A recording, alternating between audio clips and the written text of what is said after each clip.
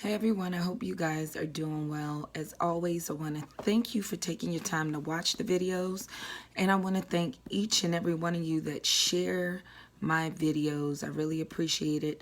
I try my best to thank each and every one of you that take your time and do it, but unfortunately sometimes I can't get to everyone, so I want to formally thank you for all your support and everyone that take their time out. I don't consider it a light thing, and there's a lot of people that really supported me through the years, so I appreciate you guys.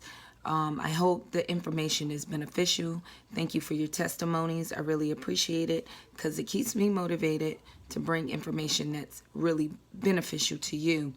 I want to take the time to make this video today because I talk to people on the regular, you guys, not just about credit. I don't know, see, it seems like people contact me from various issues in life. Trust me, various issues in life. So when I make reference to these videos, it's not about a particular person. I'm always talking to people about something. But what I want to get over to you guys, especially with credit, I'm not teaching just about credit. I'm trying to give you life principles where you can apply to everything. If you are totally dependent on credit as your source, then you're missing my point, and I don't want anybody to get trapped up into that, because FICA is not your God. FICA for a long time was my God. I thought I couldn't do anything and I couldn't make many moves because I was attached to the idea that I needed my credit. So some situations had to come in that my credit wasn't that great. And then it made me see what my true source is. Me personally, God is my only true source. But FICA was in my way. A lot of times, the God of FICA, to think I couldn't even accomplish certain things, or it'll limit me for trying certain things in life. So I wanted to make this video because please don't make FICA your God. Especially in this time, you know, in economic distress and times, even though a lot of people are going through it, there's many opportunities. During the Great Depression, a lot of millionaires was made in down economic times if you have the vision in order to see and take and embark on your opportunities. So I'm going to give you something that I base some of my principles in seeing. And like I said, I'm always biblical. So that's just my point of view. That's what works for me. Let's get into it real quick. And it's in 2 Kings, it's a story, and it's from in chapter 4, and it's verses like 1 through 7. So I'm going to read of it. It's a New Living Translation. And it said, one day the widow of the member of a group of the prophets came to Elijah and cried out, "My husband who served you is dead.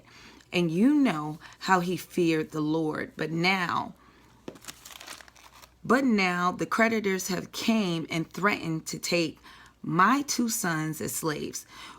And then this is Elijah's reply. "What can I do to help you?" Elijah asks, "Tell me, what do you have in the house?" She said, this is her saying, "Nothing at all except a flask of oil." She replied. And Elijah said, "Borrow as many empty jars as you can from your friends and neighbors. Then go into your house with your sons, shut the door behind you, pour the oil from the flask into the jars, setting each one aside when it's filled." So she did as told. Her sons kept bringing the jars, and she filled one after another. Soon, every container was full to the brim. Then she replied, basically, "Bring me another jar." She said to one of her sons, "There aren't any more," he told her. And then the oil stopped flowing. When she told the man of God what happened, he said to her, "Now sell the oil and pay your debtors, and you and your sons can live on what's left over. So in that, I came up with a couple key points. This is just for life, this is for credit, and this is for your financial future. Number one, it all starts with a problem. Your problem is an opportunity to acquire knowledge, to get a blessing. You guys, all this information I'm giving you, it came through my problems. I had a whole host of problems. And what it caused me to do is to figure out the best way to cure it through research. There's an artist named Akon. I'm quite sure a lot of you know him. His success from fame came through a problem. Basically, he got locked up. And if you guys are familiar, that's what launched him out. He made a song, "I'm locked up, they won't let me out." And it became a slogan in jail. But it came through his problem and it took off. Now, as we can see, Akon is a billionaire. Now, Akon supplies lights to Africa. And he's almost a multi-millionaire going into the billionaire club. But it all started with a problem. This is where it starts. So in your problem, a lot of times there's a blessing. Number two, go to wise people for help with good character. They went to a man of God, someone who was known to have good character. There are different levels of wisdom. Some people that are crooks are wise, but you don't want to go to the wrong character person to take the wrong advice. Make sure that you don't tell your problems to people who are not wise enough to help you, and that they have good character, a good track record of having an excellent character. So make sure you do that. Number two, take account to your true skill set. She said she had nothing but oil, and that was valuable to other people. Some of you guys, the skill set that you have is very valuable. In essence, your job that you go to every day, you're using your skill set that you have to get paid to solve someone else's problem. A lot of times, the things that we think is insignificant, the knowledge that we have, it's very valuable to other people. Everybody don't share your experience in life. Everybody don't have the knowledge you have. It's a book called by Tim Ferriss. It's called The 4-Hour Workweek. And he tells you information is a commodity, and basically about selling information, books and videos. Your own personal experience is very valuable. You're an expert in what you are an expert in your life, so other people can use that, just like you guys can use my information. But it became, out of my problem, I became an expert at that through my personal experience.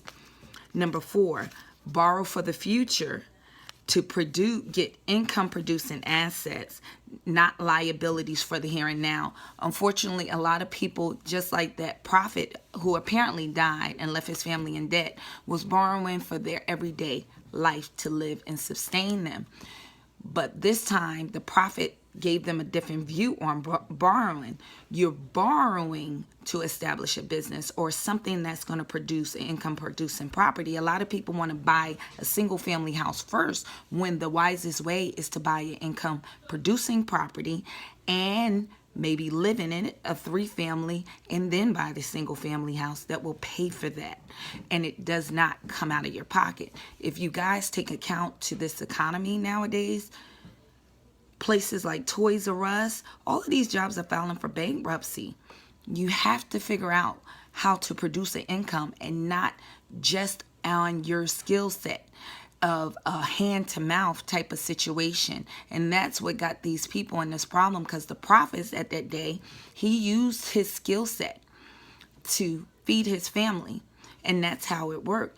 This is why you even see athletes, while they're in their skill set, like an Evander Holyfield, end up going broke at the end. Make sure you have future plans, that while you're in your skill set making your money, plan for the future. Maybe make sure that when you're borrowing for credit, it's for future purposes and to get income producing assets, not liabilities.